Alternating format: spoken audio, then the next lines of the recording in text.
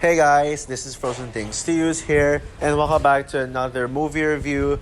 And yes, I am not just doing one movie review, I am doing multiple movie reviews for this one. Yeah, remember those kinds of videos where I review a bunch of movies in one video? Yeah, I'm doing this once again.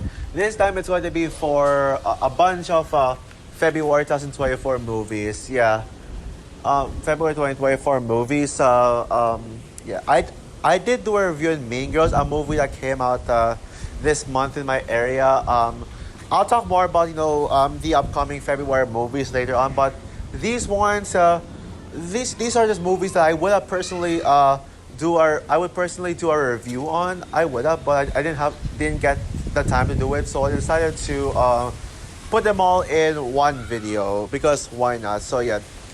Now, just a heads up, I will not be reviewing every movie I watch nowadays. I watch nowadays, so yeah. But yeah. Anyways, yeah, let's get right into it. So yeah, let's start off with the first movie that I'm gonna be reviewing. And by the way, I'm gonna be reviewing these four movies in chronological order, like based on what I saw first and last. But spoiler alert, the last movie that I'm gonna be reviewing is the best. It's my favorite out of the four. Spoiler alert, that. So anyways, yeah, let's talk about Argylle now. Yeah, Argylle. So, Argylle is probably the quote-unquote biggest movie of the month. So yeah, Argylle is a new film from Matthew Vaughn. Yeah, the same director as Kingsman. Kingsman, Kick-Ass, X-Men First Class, and those movies. And recently he did the Kingsman, which is easily the weakest of the Kingsman movies, but it's still I don't think it was bad. I need to look back on that movie though. I feel like I need to reevaluate my thoughts on that film. But yeah, Argylle is the worst received Matthew Vaughn movie. Yeah, Argylle is probably Matthew Vaughn's worst received film, as it got a 30-something% on Rotten Tomatoes, and yeah, that's not good. That's not good at all for Matthew Vaughn movies. Yeah, this movie has such a terrific voice cast. I'm gonna start off with that. You got Bryce Dallas Howard, Sam Rockwell, Bryan Cranston, Catherine O'Hara, Henry Cavill, who was marketed as the main character, but apparently not for good reasons. Dua Lipa, Ariana DeBose, easily my favorite of the cast. John Cena, Samuel L. Jackson, Sophia Botella, Richard E. Grant. Sophia and Richard, I honestly did not expect them to be in this film, so it was a surprise. But yeah, I mean, that is probably the most stacked cast in a while, yeah. And yeah, and honestly, despite all the hate that this movie has gotten, I gotta say, I actually really enjoyed this movie. I had a lot of fun with it.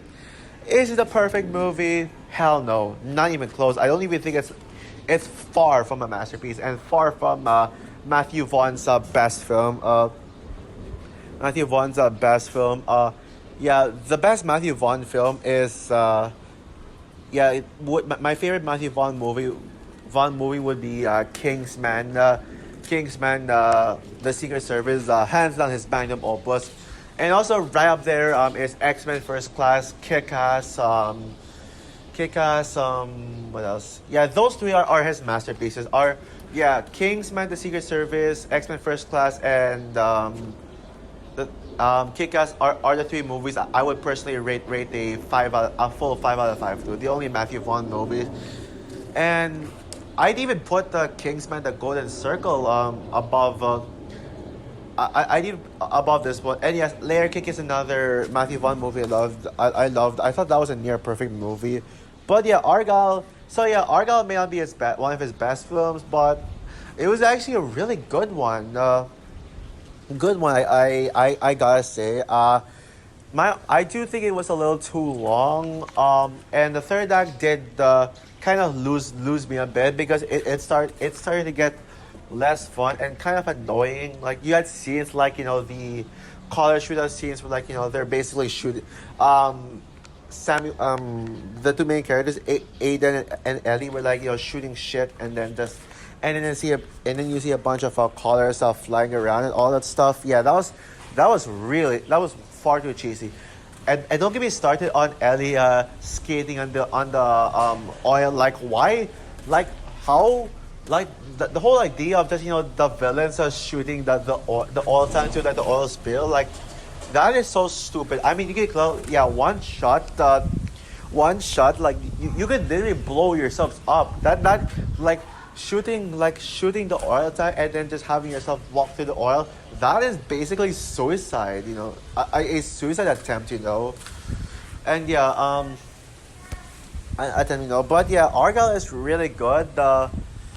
For the most part, what I like about this movie is how unpredictable the plot is. Yeah, sure, people say that the movie relies way too much on just having plot twists without actually coming up with a good story.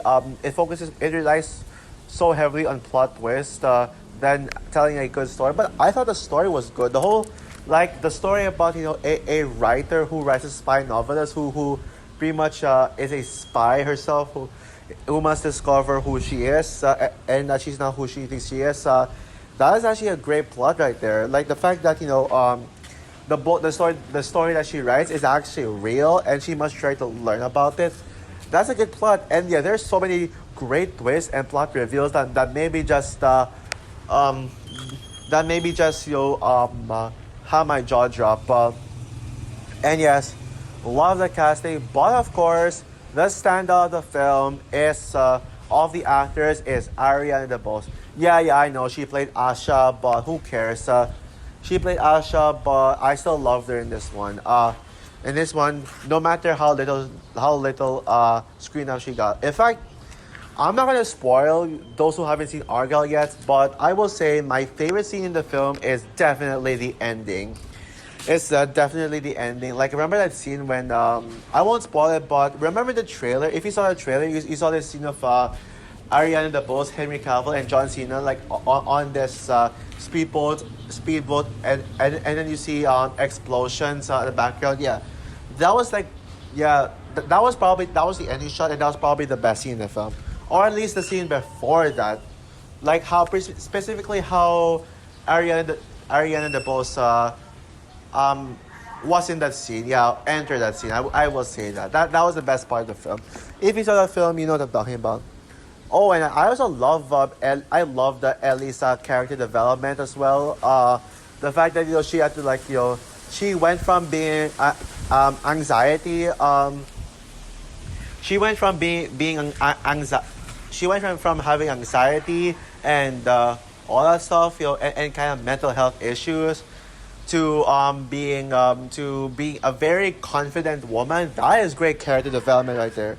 And I have a feeling Ellie's is ready to be autistic without mentioning it. I mean, you can see there was a scene where where there's a bunch of plane engine noises, and then Ellie was trying to cover her ears, in movies you probably see autistic people do that whenever sensitive noises come in their way. Yeah, Ellie's literally doing that, so it gave me the impression that she might be autistic. But yeah, all in all, Argylle is probably my guilty pleasure of the year so far. So yeah, with that said, I'm gonna give Argylle 4 stars out of 5. Great movie. So the second movie that I'm gonna be talking about, I'm gonna be reviewing, is Orion and the Dark. So Orion and the Dark is the new DreamWorks movie from Netflix and DreamWorks movie on Netflix. 2024 is apparently a big year for DreamWorks, as DreamWorks is releasing, I kid you not, 4 films in a row. 4 films this year. Can you believe it? However, only 2 of them have promise. Only 2 of them are promising to me. Kung Fu Panda 4, which is of course my most anticipated DreamWorks movie, and The Wild Robot, which is a new original DreamWorks film from Chris Sanders. I am looking forward to that one. I'm not hyped about it, but I am optimistic because it's directed by Chris Sanders, who directed How to Train a Dragon. But then DreamWorks has Megamind versus the Doom Syndicate. And this one, which this movie did not look promising at all from the trailers. It looked like a generic, badly animated DreamWorks film that felt like it was just thrown on streaming service for whatever reason. But it did get me a little curious when this movie got positive reviews from critics. Positive reviews from critics, and yeah, I was like, yeah, I'm giving this one a chance, but I still have my low expectations. I was hoping that this will be another Puss in Boots 2. I mean, if this got rave reviews from critics, then this should be good.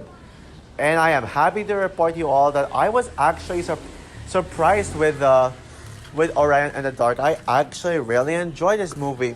Is it a great movie? No, not even close. I even think that Argylle is the better of the two films I reviewed. And also the next film that's gonna have that I'm gonna be reviewing. In fact, this is probably the weakest of the four movies I am reviewing. As for my flaws, yeah, the animation is not that impressive. Like literally, like how the hell did Animata give the animation a 10 out of 10? I don't see that. Like the fact that the eyes of the human designs, they don't look that impressive at all. The night entities are so fucking annoying. They're literally just a rip-off. They're basically rip-offs of the emotions from Inside Out. Like they're basically just the emotions. Like this is basically a movie where DreamWorks tries to be the next Pixar. This movie is basically kind of like the DreamWorks version of Inside Out, and it's trying to be like that, but it's not. And oh dear God, the third act was freaking pretentious. What do I mean by that? Well, oh my God, how do I say this? How do I put this in words? Oh yeah, it's just it made no sense. Yeah, it's trying to be like, it's trying to be like, oh, it's so like we're so smart. Like it tries to confuse the audiences on freaking purpose. Like it thinks it's a smart ass move, but no, it's not. It's not smart at all. It's not even trying to be smart. So yeah. And come on, I know this is written by Charlie Kaufman, but come on, Charlie Kaufman. I mean, at least Charlie Kaufman does not make his films pretentious at all. I mean, whether he writes or directs, I mean, he doesn't make his films pretentious. He made he made Eternal Sunshine of the Spotless Mind.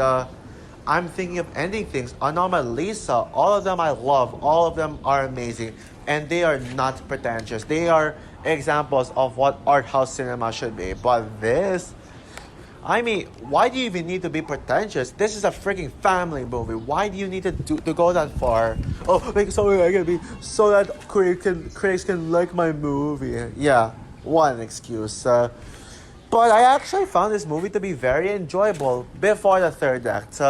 The movie was very enjoyable. I will say that Charlie Kaufman did do a great job of making the message of the movie, the message of facing your fears and embracing the dark. And I know it sounds like a stupid, cliched message that you've heard many times before, but it actually does work in this one because it goes deeper into that. It actually it gives viewers an philosophical insights on life and stuff. And yeah, Orion is such a well-written character. He actually it is very relatable. Like we actually get to see like the things that he's afraid of, and the movie acknowledges that he's scared of everything. Even me in my past, I used to be scared of almost as much things as Orion. So I can kind of relate to Orion, and also the voice acting is great as well. The voice acting is great as well, especially with Jacob Tremblay. Why does he sound like Jack Dylan Grazer, by the way? Yeah, Jacob Tremblay. Paul Walterhauser, and Angela Bassett. There's this girl who I would say is sort of standout, but honestly, I don't even remember her name. Well, it's something to do with Trixie. I think I don't remember the girl's name, but she was definitely one of my favorite parts of the film. I can tell. So yeah, great job, DreamWorks. Great job for surprising me again. Yeah, DreamWorks does know how to pull off such great surprises. Well, yeah, I highly doubt Megamind 2 will surprise me. The movie is already confirmed to suck 100%. You can't convince me that the movie will be better than I thought. There's no way in hell. Um, but yeah, good job, DreamWorks, for making a good movie. A movie I thought was going to suck, but it actually ended up being good. Yeah, let's see what the Wild Robot has in store. And I already know I love Kung Fu Panda 4. So with that said, I'm going to give Orion and the Dark 3.5 stars out of 5. Good movie. Next movie on the list is The Tiger's Apprentice. This will be a very quick review. This isn't really a movie I would review. However, considering the fact that I was hyped for this movie when it was first announced, I might as well just share my thoughts on it. So yeah, when I first heard about The Tiger's Apprentice, I was hyped for this film. Reason why is because it's because of Amber Lumen, Leia Lewis as Amber Lumen. Yeah, the fact that she's in the casting, and this is an action adventure animated film. Like, what can go wrong? I mean, when it comes to movies about the Chinese tales and all that stuff, when it comes to movies about Chinese Chinese folklore and stuff, it would often come with great and bad results. Last year gave us a great Journey to the West adaptation with Journey to the West adaptation with what's that? Oh yeah, American Born Chinese. And then you also got, oh god, the Monkey King, which I did a rant on when it came out. But I gotta say, with this one, yeah, I will admit, yeah, even though I was hyped for this one, I kind of my hype for this film went downhill when I found out that this was going straight to streaming. It did get me a little bit less excited, but still excited to see Amber Lumen in this one. Elemental is still my favorite Pixar movie to this day. I am not apologizing for that. But yeah, I gotta say, all in all, I was very impressed with. I actually enjoyed this film. Yeah, despite getting bad reviews, I personally had a lot of fun watching this movie. Is it a perfect movie? No, not a great movie. I mean, not a great movie. Yes, the story is incredibly generic. This has the most generic storyline of the year so far, in my opinion. Yeah, it's basically about this underdog boy. This boy who starts off as a nobody and he's chosen to be the warrior. He trains under a master. He has this motivational cliche. He has people around him to support him, and then he fights. Yeah, where have you heard that story before? And also, yes, the animation. While the animation is watchable and better than Orion and the Dark's animation, it did look noticeably cheap. It kind of looked unfinished. Yes, it looked quite unfinished. It's good on its own, but as a movie that's supposed to release on theatrical, release in theaters, yeah, it is off-putting. You could tell that they didn't really bother finishing this. But what makes me really forgiving to this movie is how fun it is. Yeah, sure, it's a short movie, but I don't mind. I think this movie was right to be short. It's a very fast-paced and action-packed movie, and I just simply had a lot of fun with it. Nothing else other than that. The main character was solid. I like his character development. I liked Henry Golding's character. His voice acting was great too. Voice acting was great too. Despite Leia Lewis not getting a lot of screen time, she did satisfy me as the actress I was most excited to see. Her voice acting was almost as good as Amber's in Elemental. I gotta say that. I gotta admit that. But the standout of the film, the best character of the film is hands down Michelle Yeoh's character. I forgot the name honestly, but Michelle Yeoh's villain character. Holy shit, Michelle Yeoh playing a villain. Yeah, now that is sick right there. That is a sick right there. Yeah, amazing. Amazing performance. Amazing voice performance from Michelle Yeoh. She felt very threatening and very ruthless. She actually felt terrifying and all that stuff. Yeah. So yeah, great job, Michelle Yeoh. And also, yeah. So I guess that's all I gotta say. Oh yeah. Also, I love all the Asian cast. Even Greta Lee from Past Lives in this one. It's in this one. Love Past Lives, by the way. I actually now would put Past Lives in my top 10 most anticipated my favorite movies of the year. Yeah, sorry, Godzilla minus one. You're now number 11. So with that said, guys, so yeah, all in all, The Tiger's Apprentice is not a great movie by quality, but in quality wise and filmmaking wise, but it is a very fun and enjoyable movie. Like nothing more than that. So yeah, I'm gonna give The Tiger's Apprentice a 3.5 out of 5. Yes, I do think this is slightly better than Orion and the Dark. I gotta admit. But now we get to the last movie in here, and you guys, I have saved the best for last. I have saved the best for last. Yep, the best movie of the four, Lisa Frankenstein. So yeah, Lisa Frankenstein. Lisa Frankenstein is a new film from Focus Features, and it's a horror-ish, not really horror, but it is labeled as horror.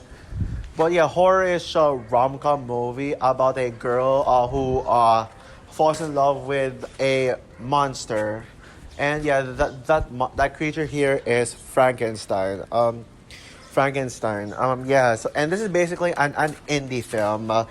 This is basically an indie film, and it has a great cast with, such as Catherine Newton, Cole Sprouse, and Liza Soberano. Yep. So, yeah, this is a film that I was excited for, but I wasn't expecting a lot from it. I wasn't expecting anything mind blowing. I was expecting this to be just a fun movie that I'd watch just because Catherine Newton is in it. But after seeing the film, which I just saw yesterday, I gotta say, holy crap, this movie is a fucking masterpiece. This movie is a classic. How the hell did the Rotten Tomatoes give this movie a low rating? That is bullshit, yo. This movie deserves to get a high rating. Like, why not 70-something%? Why 50%? That is far too harsh. Even though I reviewed another underrated film with Argylle, I do actually understand why people hate Argylle. But Lisa Frankenstein, I don't get the hate for this movie at all. I actually think this movie doesn't deserve the hate. Yeah. I thought critics always love indie films, but how come every time an indie film with an actress I love how come every time an actress I love isn't an indie film? Yeah, critics would just automatically give it a low rating. It's like the critics here would just have a checklist on which indie movie has a hot character. If an indie movie has a hot female character, automatic negative review, because what the movie needs is all white male characters and unattractive women, specifically old women or someone who's not attractive.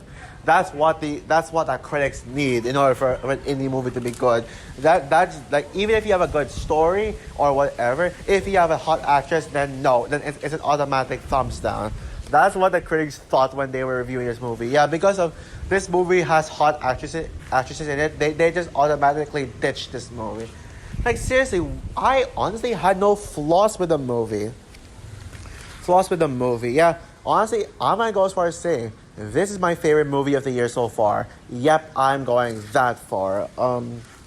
So yeah, Focus Features is on a roll when it comes to making their films feel like classics.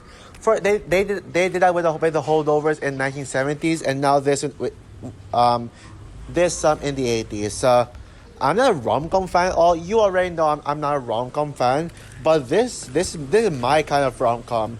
It's such a unique and creative film that takes the classic Frankenstein story um, to a different approach. Lisa and the creature have such great chemistry.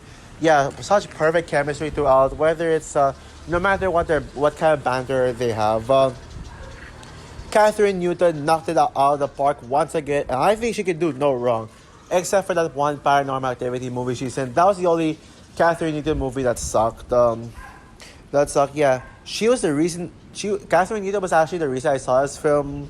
I mean, I'm a huge fan of Catherine Newton, especially Cassie Lang from Quantumania, from Quantumania. But and also plus the fact that this movie just looked great from the trailers, but surprisingly, I did not think Catherine Newton was the standout of the film. The real standout of the movie to me was Liza Soberano. Yep, the Filipino actress who made her debut in Hollywood. Since as a Filipino myself, so many audiences were going crazy about this movie. Like, oh my gosh, Liza Soberano's in this movie. Oh my gosh, I gotta go run, get a ticket and go see this movie. Oh my gosh. No matter what they think about this movie, whether they like it or not, they'll still just give this film praise just because of Liza, and I don't blame them because Liza ended up being my favorite character in the film. Not just because she's a Filipino, well, kind of one, but Liza actually is just simply the best character. Taffy is my favorite character in the film.